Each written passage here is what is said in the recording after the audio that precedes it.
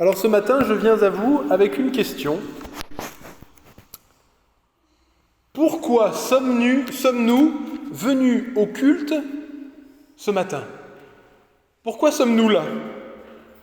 C'est cette question qui va nous guider pour la lecture et la prédication. La lecture, nous allons la trouver ce matin dans les psaumes, dans le livre des psaumes. C'est un psaume que le roi David, a écrit sous l'inspiration du Saint-Esprit. Nous allons lire le psaume 33, du verset 1 au verset 22. Voilà ce qu'il est écrit. « Juste, réjouissez-vous en l'Éternel, la louange convient aux hommes droits. Célébrez l'Éternel avec la harpe, louez-le sur le luth à 10 cordes. Chantez-lui un cantique nouveau. Faites retentir vos instruments et vos voix, car la parole de l'Éternel est droite, et toute son œuvre s'accomplit avec fidélité. Il aime la justice et le droit, la bonté, ou autre traduction, l'amour, la fidélité de l'Éternel remplit la terre. Le ciel a été fait par la parole de l'Éternel, et toute son armée par le souffle de sa bouche. Il amoncelle les eaux de la mer, il garde les océans dans des réservoirs. Que toute la terre respecte l'Éternel, que tous les habitants du monde tremblent devant lui, car il parle et la chose arrive. Il ordonne et elle existe. L'Éternel renverse les plans des nations. Il anéantit les projets des peuples. Mais les plans de l'Éternel subsistent éternellement. Et les projets de son cœur subsistent de génération en génération. Heureuse la nation dont l'Éternel est le Dieu. Heureux le peuple qu'il choisit comme son héritage. L'Éternel regarde du haut du ciel, il voit tous les êtres humains. Du lieu où il habite, il observe tous les habitants de la terre. Lui qui a façonné leur cœur à tous, il est attentif à leurs actions. Ce n'est pas une grande armée qui sauve le roi, ce n'est pas sa grande force qui délivre le guerrier. Le cheval est impuissant pour assurer le salut, et toute sa vigueur est incapable de procurer la délivrance. Mais le regard de l'Éternel est sur ceux qui le craignent, sur ceux qui espèrent en sa bonté, afin de les délivrer de la mort et de les faire vivre, même en temps de famine. Nous espérons en l'Éternel. Notre secours et notre bouclier, c'est lui. Oui, c'est en lui que notre cœur se réjouit, car c'est en son saint nom que nous avons confiance. Éternel, que ton amour soit sur nous lorsque nous espérons en toi. Voilà, jusque-là la lecture du psaume 33, parole de Dieu. Alors je reviens à ma question. Pourquoi se lever tôt? Enfin bon, un culte à 11h, ça va quand même, hein. Faire des kilomètres, ça c'est vrai, en tout cas pour beaucoup d'entre vous. S'assembler avec des inconnus, ou pire. Qu'est-ce qui est pire que des inconnus? C'est des gens qu'on connaît trop, hein. Donc s'assembler avec des inconnus ou des gens dont on connaît trop bien les défauts, pour chanter des chants qui sont pas forcément nos chants préférés, dans un lieu qui n'est pas absolument exceptionnel et qui résonne beaucoup, sur des bancs qui, même malgré quelques coussins, il faut quand même l'avouer, ne sont pas toujours très confortables. Alors pour résumer, qu'est-ce que vous faites ici ce matin? Qu'est-ce que nous faisons ce matin ici, dans ce lieu? Pourquoi sommes-nous venus à ce culte? Eh bien, la réponse, nous la trouvons ici dans ce psaume 33. Et il y a 3 raisons principales pour lesquelles nous sommes ici. Et ces 3 raisons, nous les trouvons dans le psaume que nous avons lu. Le psaume commence ici avec un appel. J'ai presque envie de dire un réveil. Ce réveil ou cet appel que nous avons peut-être pu entendre, moi à 7h quand je me suis réveillé, vous peut-être à 9h ou 9h30, certains d'entre vous se lèvent tôt, je le sais. C'est cet appel extraordinaire que nous entendons et que nous lisons ici dans ce texte, qui est cet appel à louer Dieu et à lui rendre un culte. Je le relis. Juste, réjouissez-vous en l'Éternel. La louange convient aux hommes droits. Célébrez l'Éternel avec la harpe, louez-le sur le luth à 10 cordes. Chantez-lui un cantique nouveau, faites retentir vos instruments et vos voix. Et c'est ce que nous avons fait ce matin. Nous sommes peut-être découragés, fatigués, accablés par diverses épreuves. Mais le Seigneur, ce matin, nous appelle à nous souvenir de la joie que nous pouvons avoir en lui. Joie qui trouve sa raison d'être en ceci. Nous connaissons Dieu, mais surtout, Dieu nous connaît. Et c'est pourquoi le psaume commence avec ce mot, ce titre qui est extraordinaire, qui est le titre de juste. Juste, sadakim en hébreu. Alors il y a 2 types de justes dans la Bible et dans cette salle. Et moi j'ai un don spirituel très très fort, c'est que je suis capable de dire à quelle sorte de juste vous appartenez. Quel est votre type de justice ?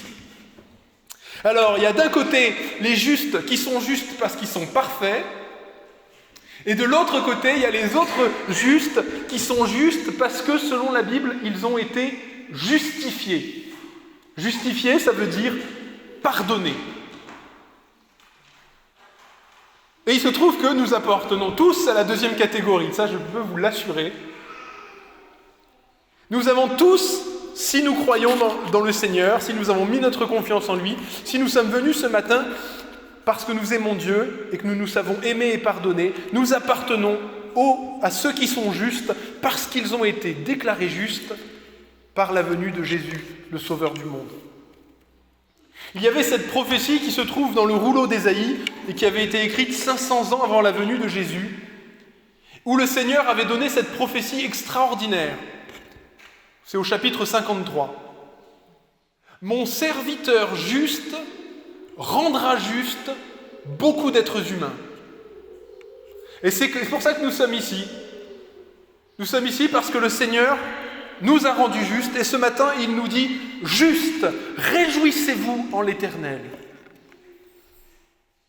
Autrement dit, venez adorer Dieu, non pas pour gagner des faveurs, comme si c'était un permis à points. On vient au culte, on a déjà 8 points sur 20.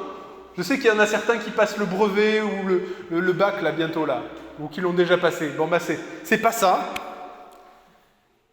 On ne vient pas adorer Dieu pour gagner des points, mais nous venons parce que nous sommes entrés dans une relation de confiance et d'abandon par rapport à notre Créateur.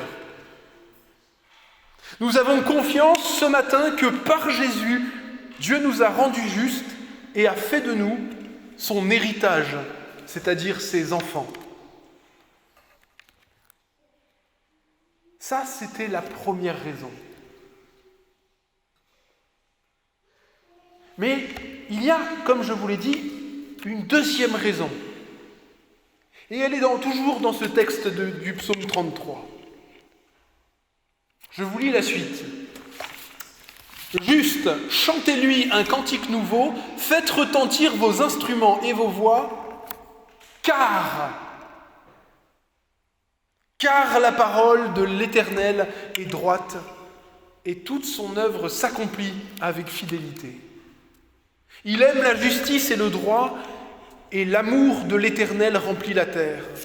Le ciel a été fait par la parole de l'Éternel. Alors, en français, quand il y a une conjonction de coordination, vous savez, mais où est donc Ornicard? C'est que là, il y a une logique. Et en hébreu, c'est pareil.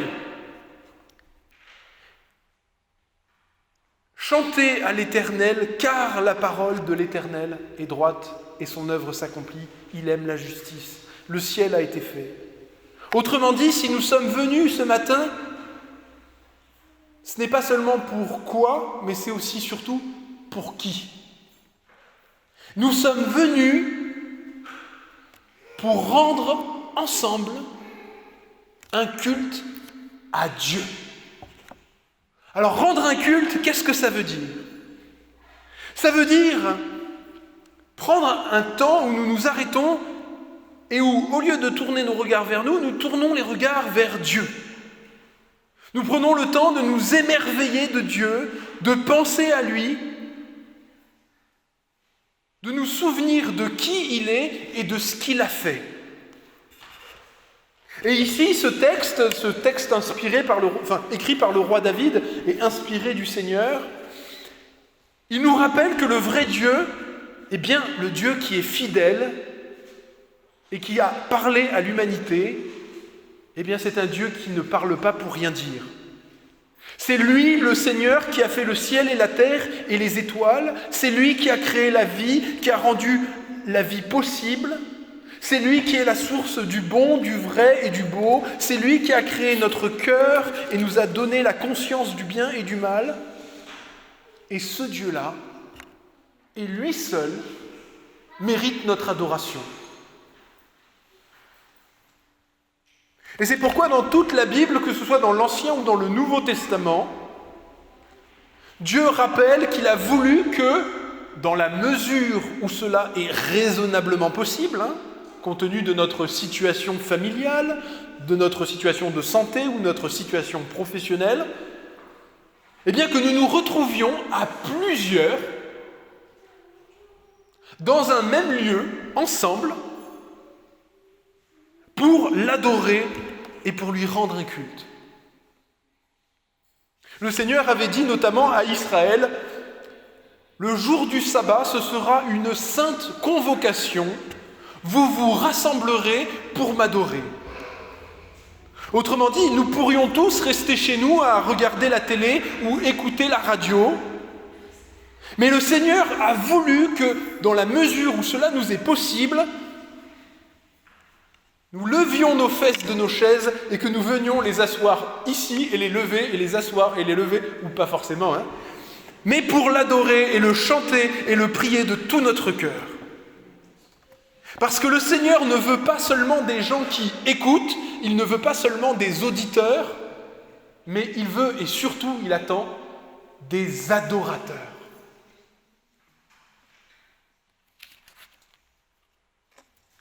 Alors résumons, pourquoi est-ce que Dieu nous a demandé de venir et pourquoi nous sommes venus au culte ce matin? Parce que, comme je l'ai dit, le Seigneur a fait de grandes choses pour nous et nous a appelés ses enfants, mais aussi parce que le Seigneur est digne d'être adoré pour ce qu'il a fait et pour qui il est. Mais il y a une troisième raison. Et c'est la troisième raison que nous allons explorer. Elle est toujours dans notre psaume. Nous venons au culte adorer Dieu parce que, individuellement comme collectivement, adorer Dieu nous fait du bien. C'est ce que dit le psaume ici quand il dit « Heureuse la nation dont l'Éternel est le Dieu. Heureux le peuple qu'il choisit comme son héritage. » Adorer Dieu nous rend heureux. Alors personnellement, j'essaye d'être attentif à notre société et aux modes et aux courants qui la traversent. Et il y a tout un mouvement qui se développe, depuis quelques années déjà, qui essaye de rendre les gens plus heureux. On appelle ça le développement personnel. Et en gros, il y a des sortes de gourous ou de coachs en développement personnel qui donnent des tas de bonnes formules, des slogans, Et un des slogans qu'on peut entendre dans ces milieux, c'est « Si tu veux aller mieux, ne te concentre pas sur ce qui ne va pas bien, surtout dans toi, à l'intérieur de toi, mais concentre-toi plutôt sur tout ce qui va bien dans ta vie. » Mais la Bible est dubitative sur ce slogan, sur cette formule, sur cette aide. D'un point de vue biblique, en tout cas, si on regarde avec les yeux de la Bible, ou plutôt avec les yeux que Dieu a, nous pouvons voir que notre société est malade. Et elle n'est pas malade parce qu'elle ne pense pas suffisamment à elle, mais elle est malade parce qu'elle pense justement beaucoup trop à elle. Et les êtres humains, c'est pareil. Nous ne serons pas plus heureux en pensant toujours et plus à nous, que nous nous concentrions sur ce qui va bien ou sur ce qui va mal. Il y a comme dans notre société une intoxication à l'ego. Notre attention dans notre société française en 2022, et en tout cas pour beaucoup d'entre nous, excessivement tournée sur nous-mêmes.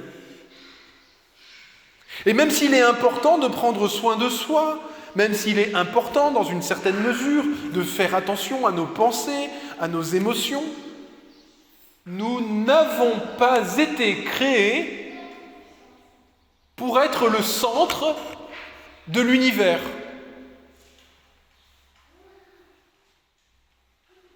Et je vais même ajouter, nous n'avons pas été créés pour être le centre de notre propre vie.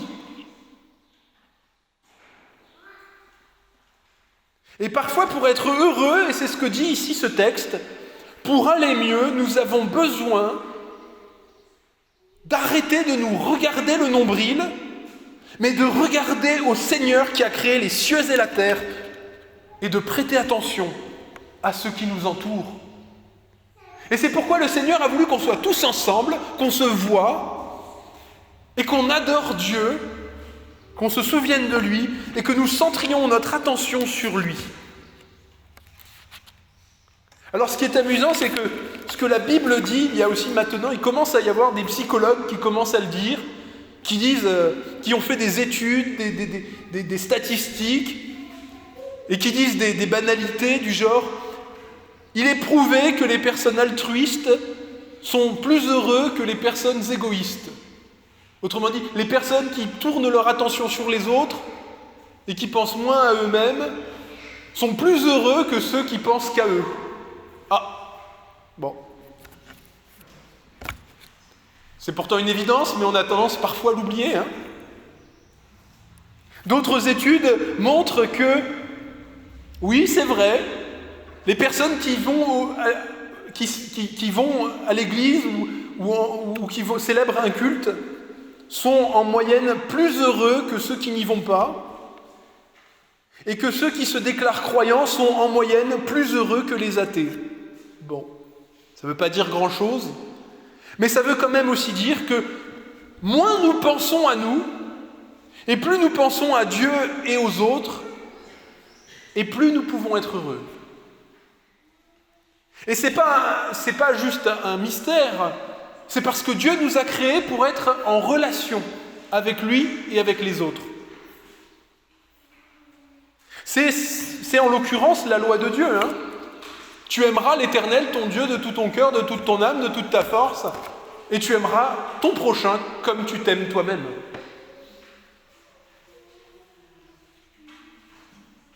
Et c'est pour ça que le Seigneur nous invite au culte ce matin. Alors nous pouvons remarquer aussi que ça n'enlève pas venir au culte, n'enlève pas miraculeusement tout le péché, tout le mal, toutes les idées tordues, tout l'égoïsme qu'il y a en nous. Mais cela nous invite, semaine après semaine, à remettre Dieu à la place qu'il mérite, ça veut dire à la première place. Oui, même en venant au culte, il nous arrive des fois d'oublier que Dieu est au centre du culte. Ça nous arrive, je crois. En tout cas, Moi, ça m'arrive de temps en temps. Est-ce que c'est vraiment arrivé à personne d'entre vous? Est-ce que ça ne nous est pas tous arrivé de sortir un jour du temple et de dire « Franchement, j'ai pas trop aimé les chants ce dimanche. J'ai pas aimé que les annonces étaient au milieu ou qu'elles étaient à la fin. J'ai pas aimé comment le pasteur était habillé. J'ai pas aimé parce qu'on a oublié le Notre Père ou au contraire qu'on l'a récité. » Frères et sœurs, les chants que nous chantons, ils ne sont pas pour nous. Ils sont pour le Seigneur. Les prières que nous récitons ou que nous prions, elles ne sont pas pour nous, elles sont pour le Seigneur.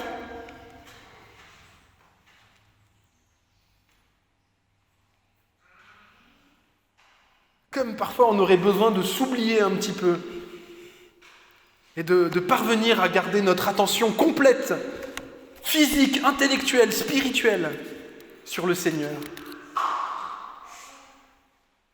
Ne serait-ce que parfois quelques dizaines de minutes, prendre l'effort à chaque fois de se dire « Seigneur, tu es présent et c'est pour toi que nous sommes là. » Dieu a voulu que le culte soit centré sur lui et parce que c'est précisément cela qui nous rend heureux. Plus le Seigneur est au centre de notre vie, plus nous avons cette source de vie et de joie qui jamais ne tarit. Nous devons et nous pouvons, par l'action de l'Esprit Saint, replacer le Seigneur au centre de notre vie parce que c'est pour cela que nous avons été créés. Oui, nous avons besoin, je le redis, de remettre Dieu au centre. Et c'est vrai à l'échelle individuelle de notre vie, mais cela est vrai aussi à l'échelle collective. Dieu est appelé à être au cœur de notre famille, de notre Église, et même de notre pays et de notre société. Heureuse la nation dont l'Éternel est le Dieu. Si on prend ça au sérieux, ça veut dire « Malheureuse est la nation dont l'Éternel n'est pas le Dieu ». Quand un être humain, un individu ou une société ne porte plus d'attention à Dieu, cet individu ou cette société prend le risque, et même, je crois, prend le chemin pour devenir fou ou folle. Parce que quand on se souvient qu'il y a Dieu, nous nous souvenons à quoi nous mesurer. Nous nous rappelons qui nous sommes et où est notre place. Mais quand les êtres humains oublient que Dieu existe et ce que nous lui devons, alors nous perdons la mesure. Nous nous prenons très vite pour des dieux capables de nous sauver nous-mêmes. Et le drame, c'est que 10 fois sur 10, nous n'y arrivons pas et nous devenons malheureux. Et c'est le chemin du malheur que se donnent toutes les sociétés qui bannissent Dieu. C'est ce que dit le psaume ici. Ce n'est pas une grande armée qui sauve le roi, ce n'est pas la grande force qui délivre le guerrier, échelle collective, échelle individuelle. Le cheval est impuissant pour assurer le salut, et toute sa vigueur est incapable de procurer la délivrance. Le cheval, à l'époque, c'était une technique à la pointe de la modernité, le cheval. Hein. Nous, on pourrait dire l'avion, la fusée, le microscope. Mais le regard de l'Éternel est sur ceux qui le craignent, sur ceux qui espèrent en sa fidélité, afin de les délivrer de la mort et de les faire vivre, même dans les temps de famine. Alors ne nous trompons pas d'espérance.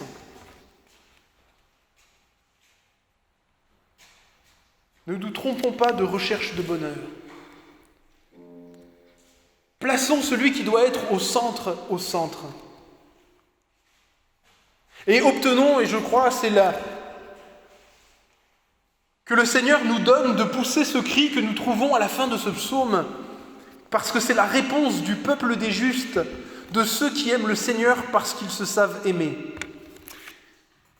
Nous espérons en l'Éternel, Notre secours, notre bouclier, c'est lui. C'est en lui que notre cœur se réjouit, car c'est en son saint nom que nous avons confiance. Et là, cette dernière prière qui est le dernier verset. Éternel, que ton amour soit sur nous lorsque nous espérons en toi. Oui, nous espérons ce matin en l'Éternel, car Dieu est un être de relation qui parle et qui communique avec nous. Nous espérons en l'Éternel, car il est un Dieu qui sauve, qui pardonne et qui sauve de la mort. Il sauve déjà un petit peu sur cette vie à travers les miracles que Dieu donne encore en ce monde, en conduisant les choses selon les circonstances et selon ses plans. Il sauve aussi les individus comme les nations en leur donnant des lois justes qui sont là pour leur propre bien. Mais toute cette façon de sauver n'est encore qu'un simple avant-goût du salut complet que le Seigneur nous donnera lorsqu'il nous donnera la vie éternelle. C'est pourquoi ce matin nous sommes venus au temple et nous avons pu être dans la joie. Nous nous réjouissons de nous voir ensemble et le Seigneur se réjouit avec nous. Nous chantons comme nous pouvons. Nous jouons avec les instruments comme nous pouvons. Mais pour le Seigneur, ce qui compte, c'est la louange qui vient de notre cœur. Et pour lui, c'est la plus belle des merveilles. Nous sommes venus parce que nous voulons être émerveillés de qui Dieu est et de ce qu'il a fait pour nous. Et tout cela fera notre bonheur.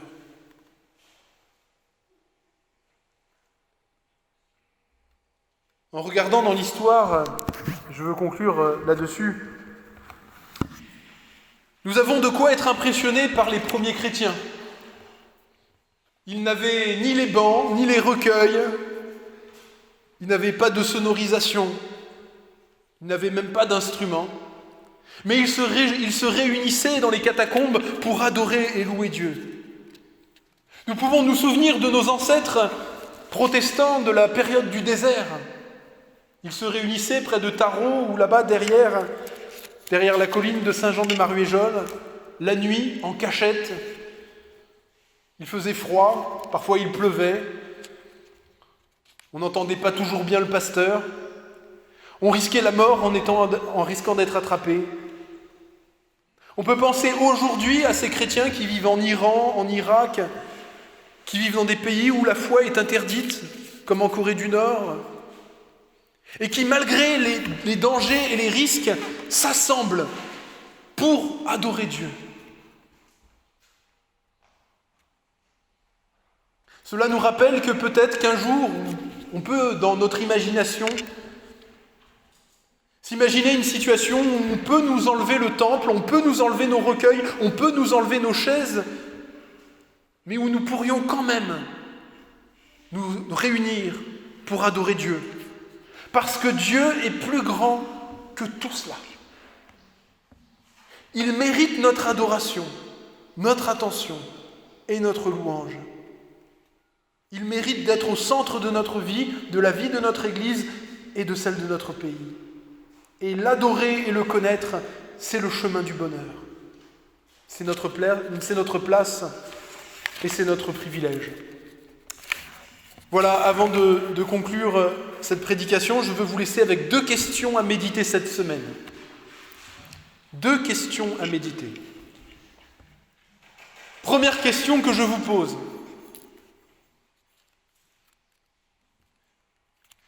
Est-ce que ces derniers temps, vous ne vous seriez pas prêté trop d'attention ?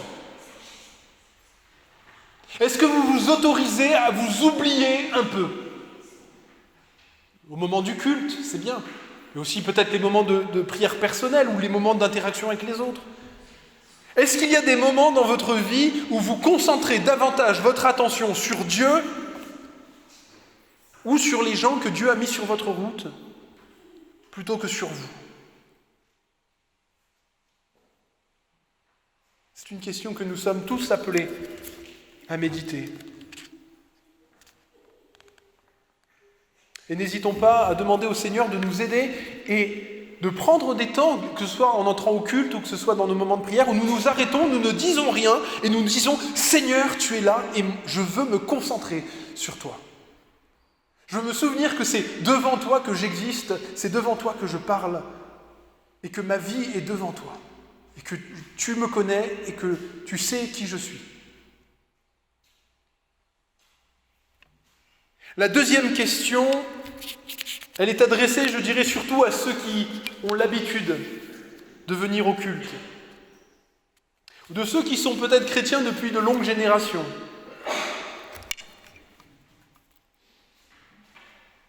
Cette question, la voilà. Viendriez-vous quand même au culte si nous n'avions rien de ce que nous avons? Ou pire, ou si les choses étaient totalement différentes de la façon dans laquelle nous les faisons. C'est-à-dire qu'on adorerait toujours Dieu, mais à la place, il y aurait par exemple une batterie, où le pasteur serait en jean et en t-shirt, où les gens lèveraient tous les bras et prieraient tous Dieu en même temps. Eh bien, on viendrait quand même. Ou alors même, il y aurait des bougies, le pasteur serait en robe, on réciterait des prières, mais on adorerait toujours Dieu. Est-ce que vous viendriez quand même pour adorer Dieu? Parce que c'est le plus important.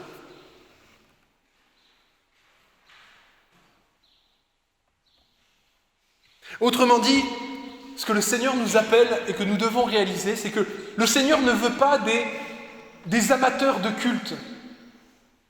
Il ne veut pas des spécialistes du culte, des gens qui aiment ceci, qui n'aiment pas cela. Le Seigneur veut des adorateurs. Ce n'est pas la même chose.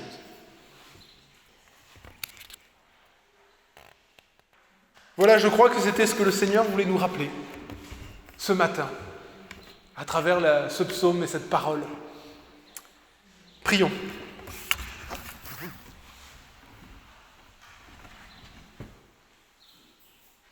Seigneur, quelle grâce, toi qui rassembles un peuple d'adorateurs, parce que tu es digne d'être adoré. Quelle grâce, Père, parce que tu t'es fait connaître au monde et que tu rassembles tes enfants. Nous avons tous, Seigneur, nos particularités, nos défauts, nos habitudes. Mais Seigneur, le culte que nous offrons, nous l'offrons pour toi. Tu es le centre de notre culte, tu es le centre de notre Église. Et nous voulons que tu sois au centre de nos vies et de nos familles. Seigneur, apprends-nous et aide-nous, Seigneur, à te laisser cette place. Apprends-nous, Seigneur, à prononcer cette parole de Jean-Baptiste. Il faut que je diminue, mais il faut que le Seigneur croisse en moi. Apprends-nous, Seigneur, à regarder à ce qui est essentiel.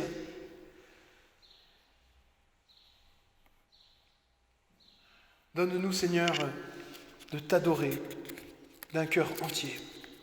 Amen.